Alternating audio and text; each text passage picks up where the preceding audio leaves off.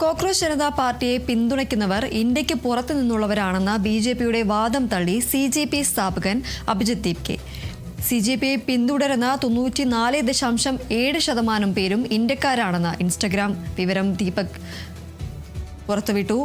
പാകിസ്ഥാനികളാണ് followers എന്ന ആരോപണം കേന്ദ്രമന്ത്രി കിരൺ റിജിജു അടക്കം ഉന്നയിച്ചിരുന്നു. അമേരിക്കയിൽ നിന്നുള്ള 1% പേർ, UK-യിൽ നിന്നുള്ള 0.7, കാനഡയിൽ നിന്ന് 0.6, UAE-യിൽ നിന്ന് 0.6 എന്നിങ്ങനെയാണ് സിജെപിയെ ഇൻസ്റ്റഗ്രാമിൽ പിന്തുടരുന്നവരുടെ കണക്ക്.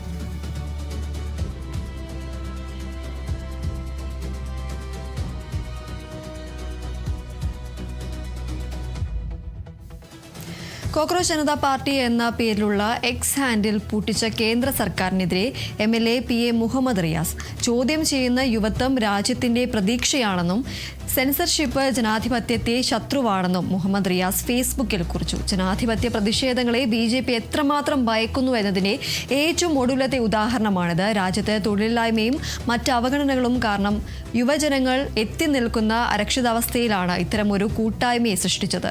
വ്യത്യസ്ത ശബ്ദങ്ങളെ കേൾക്കാനും വിമർശനങ്ങളെ സഹിക്കാനും കഴിയാത്ത കേന്ദ്ര സർക്കാർ മനോഭാവത്തിന്റെ മറ്റൊരു ഉദാഹരണമായി വേണം സോഷ്യൽ മീഡിയയിലെ ഈ സെൻസർഷിപ്പ് നടപടിയെ കാണാനെന്നും മുഹമ്മദ് റിയാസ് കൂട്ടിച്ചേർത്തു.